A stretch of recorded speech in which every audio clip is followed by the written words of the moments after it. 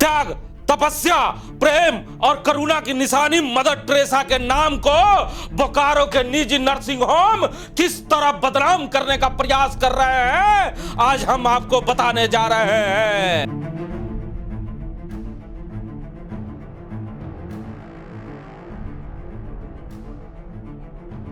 सावधान, इस खबर को आप गौर से देखिए। अगर आपके कोई भी परिजन बंगाल, पुरुलिया या बोकारो में रहते हैं तो यह खबर आपके लिए बेहद अहमियत रखने वाली खबर है। कम कर दिया, अपना दूर लिया तुम, 2 दिन से रखा हुआ तो क्या बोलते? जी हाँ, हम आज चर्चा करने जा रहे हैं चास स्थित मदर टेरेसा मेमोरियल हॉस्पिटल की, जहां पर सुबह ही बवाल होना शुरू हो जाता है। चास के रहने वाले कई निवासी अस्पताल के बाहर हंगामा करते हैं और क्या कहते हैं, जरा पहले हम आपको ये सुनाते हैं। घर से अचानक पेट में दर्द हुआ, वहाँ से पुरुलिया ले गए, पुरुलिया में ले गए तो यहाँ कहीं चैम्बर है पुरुलिया में, वहाँ ले गए तो इसी हॉस्पिटल का वहाँ ब्रांच है, चैम्बर है। ठीक है। अमित सर है, अमित सर करके यहाँ रहते हैं वो, हाँ। यहीं रहते हैं। इन लोगों से भेंट हो गई वहाँ पर, बोलता बाबू पेशेंट तो बहुत गंभीर है, अगर इसको ठीक करना है तो बोकारो ले चलिए, अगर ठीक करना है तो बोकारो ले चलिए। इन लोग बोला ठीक है ले चलेंगे सर। तो वहीं पे इसको सब डिस्कस बता दिया कि इतना खर्चा होगा, इतना मेडिकल लगेगा, ये लगेगा, वो लगेगा, सारा खर्चा तुम्हारा 1 लाख के लगभग करीब आ जाएगा। तो ये बोले कि 1 लाख तो सर नहीं दे पाएंगे। मुझे ठीक है बाबू, उसमें से हम कुछ कर देंगे, माइनस कुछ कर देंगे 1 लाख में। हॉस्पिटल का नाम है 1 लाख में माइनस कुछ कर देंगे। तो इन लोग को यहाँ लेकर आ गए, मतलब पूरा फास्ट काम करने लगे, तुरंत एम्बुलेंस आ गई है। कितने तारीख को मरीज को? 27 तारीख 27 तारीख। 27 तारीख को फिर आए, यहाँ लेकर आए पुरुलिया से यहाँ, तो एक सिरप पूरा कराए, बॉडी का इंश्योरेंस कराए, सब कुछ कराए, ऑपरेशन थिएटर में घुसा दिए 6-7 बजे, वही 7 बजे 6-7 बजे घुसा दिए। और ऑपरेशन होने के बाद फिर पैसा उसका कितना जमा लिया था, पहले 23 में 23,000 रुपये लिया था। और फिर दूसरा दिन मतलब पैसा लेते कि 88,000 रुपया ले लिया, हर दिन लेते गया पैसा कुछ करके 88,000 ले लिया। 88,000 लेने के बाद फिर कल 2 तारीख को बोला कि दोपहर के बाद बोला कि सीरियस पेशेंट है, आप लोग ले जाइए, रिम्स ले जाइए, इसको रेफर कीजिए, तुरंत ले जाइए, चेस्ट में इसको कुछ प्रॉब्लम हो गया है, तुरंत रिम्स ले जाइए। 2,500 रुपये पैसा भी ले लिया, फिर रिम्स ले जाइए। 1 लाख में ठेका लिया था कि हम ठीक कर देंगे, पेशेंट उड़ा देंगे। क्या बताए थे, क्या बीमारी है इनको जो ठीक कर? ये था कि इसको आँख में मतलब अंदर में छेद हो गया था। अच्छा। तो कुछ वहाँ से सड़ गया था, तो उसी चीज़ का ऑपरेशन हुआ था।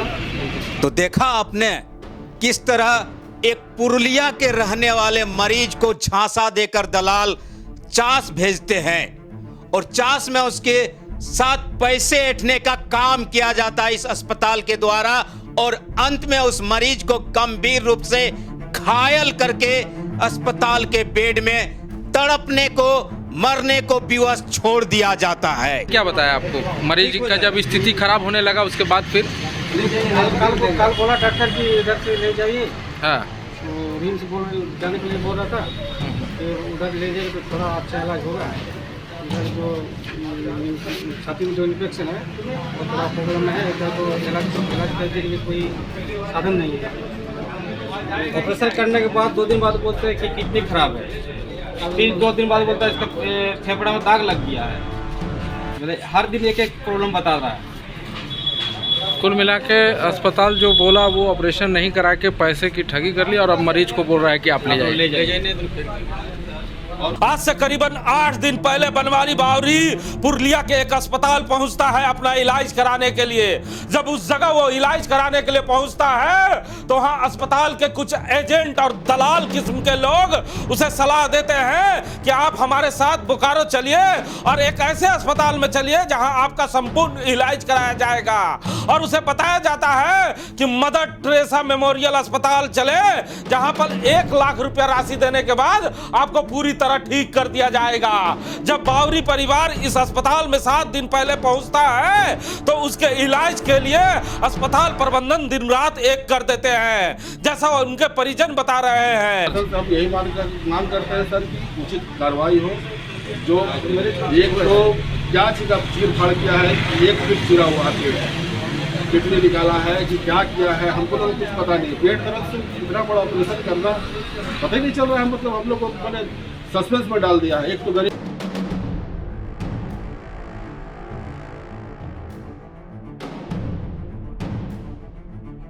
अगर अस्पताल ने कोई गलती नहीं की तो क्यों उसे 25,000 रुपया की राशि रिटर्न की? राम नारायण शर्मा हमारे साथ हैं। शर्मा जी, एक बड़ा प्रश्न उठता है, जो खबर अभी आ रही है कि जैसे ही मीडिया में बात आई है, अस्पताल प्रबंधन ने उन्हें 25,000 रुपया की राशि रिटर्न कर दी है और उसके दवा की खर्च भी अस्पताल प्रबंधन ने उठाने की बात की है। मरीज अभी रांची के लिए रवाना हो चुका है, लेकिन ये जो गैंग चल रहा है, जो लूट चल रही है, जो मदर टेरेसा के नाम को बदनाम करने की कोशिश की जा रही है, यह कितना गंभीर है और कितना दुखद है बोकारो के लिए। हिमांशु जी, जिस मदर टेरेसा की हम बात कर रहे हैं, उन्होंने अपना पूरा जीवन कुष्ठ रोगियों की सेवा में लगा दिया और एक तरह से उनकी सेवा करते करते वो चल बसी।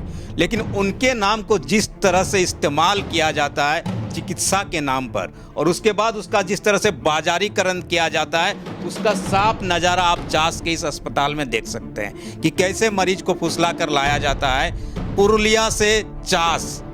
उसको बताया जाता है कि 1 लाख रुपये अगर आप दे देते हैं तो आपको दौड़ा कर घर पहुंचा दिया जाएगा, आपको पूरी तरह ठीक कर दिया जाएगा। उसके बाद जो मरीज होता है, उसके परिजन चाहते हैं कि किसी तरह उसका मरीज ठीक हो जाए, वो आ जाते हैं उनके झांसे में और उनको लाया जाता है चास के ये जो मदर टेरेसा मेमोरियल हॉस्पिटल बंसीडी में है वहाँ पर। उसके बाद जैसा कि कहा जा रहा है कि उस समय दिखाया जाता है कि अच्छी तरह से ये जांच वो जांच करवाने के बाद डॉक्टर निर्मल कुमार का नाम आता है, जिन्होंने उनका ऑपरेशन किया।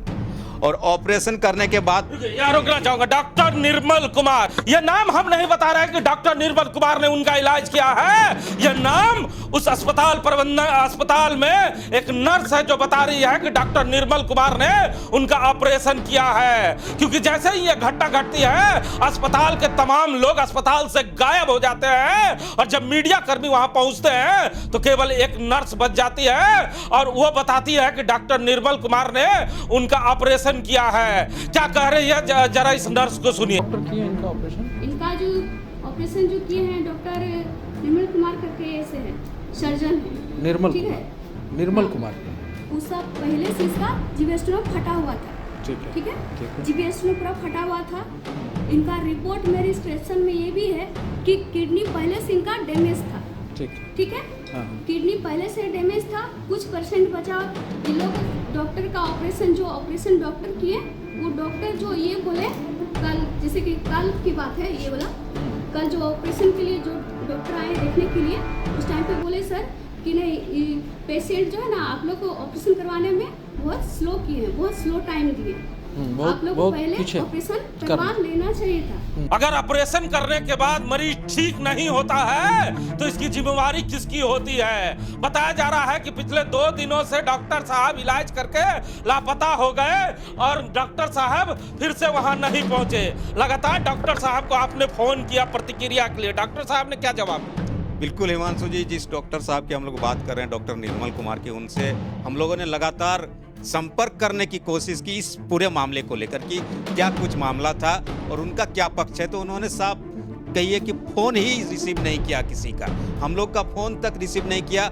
और जैसा कि मरीज के परिजन बता रहे हैं कि 2 दिन से डॉक्टर साहब वहाँ गए ही नहीं, मरीज का ऑपरेशन करके मरने की हालत में छोड़ दिया और डॉक्टर साहब गए ही नहीं। और आज सुबह से जब और ज़्यादा उसकी तबीयत बिगड़ी, उसके बाद प्रबंधन भी हॉस्पिटल से गायब हो जाता है और सामने एक बेचारी नर्स को खड़ा कर दिया जाता है पूरे बात बताने को। आप सोच लीजिए। अब समझिए आप कि जिन डॉक्टरों को भगवान समझा जाता है, धरती पे कहा जाता है कि भगवान डॉक्टर के रूप में भगवान होते हैं, वो भगवान भी अब मरीजों का साथ देने से इनकार कर रहे हैं। जहां डॉक्टर साहब ने तो फोन नहीं उठाया, लेकिन जब अस्पताल प्रबंधन से हम लोगों ने बात की तो उनकी बातों को सुनकर हंसी आती है कि अब अस्पताल प्रबंधन इस तरह की बातें करते हैं। क्या कहा अस्पताल प्रबंधन के लोगों ने जब टेलीफोन उठाया तो?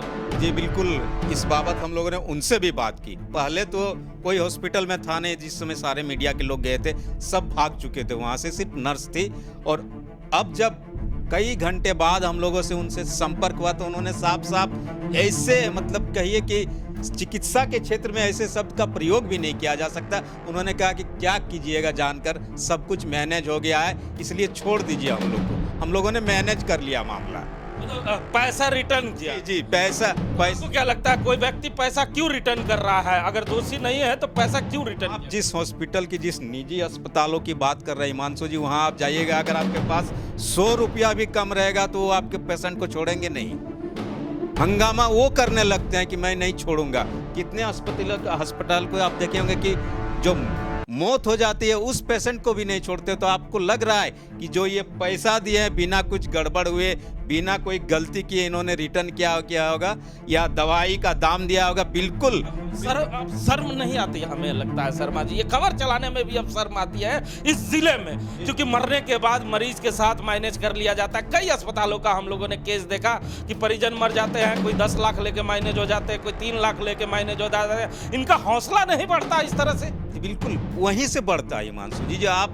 जो मरीज के परिजन होते हैं वो जो दाम लेने लगते हैं, मौत की कीमत लेने लगते हैं, इलाज की कीमत लेने लगते हैं, उसी स्थिति में डॉक्टर्स की और ऐसे अस्पतालों के जो ये स्थिति है उनके बढ़ती है। और वे एकदम से कहा जाता है कि खुले हो जाते हैं कि कुछ भी कर लो, अगर हम फंस गए तो दाम दे देंगे, छूट जाएंगे। बोकारो शहर में तो देखने वाला कोई नहीं। आप देख लीजिए, CS साहब हैं, इतने बड़े हमारे स्वास्थ्य मंत्री है, स्वास्थ्य महकमा इतना विशाल है, बोकारो बुद्धिजीवियों का शहर है, उसके बावजूद यही परिस्थिति है, हर मामले में आपको देखने को मिलेगा। क्यों ना हिम्मत बढ़ जाए इन लोगों की, जिस शहर में सदर अस्पताल में डॉक्टर मरीजों को मारता हो, जिस शहर में स्वास्थ्य मंत्री जब आता हो तो कलमा पढ़ के चला जाता हो, जिस शहर में डॉक्टर खुलेआम सड़कों पर पिटाता हो, उसके बाद भी जब कोई कार्रवाई नहीं होती हो तो इन निजी नर्सिंग होमों की मनमानी क्यों नहीं चलेगी? लेकिन आपको सावधान होने की आवश्यकता है।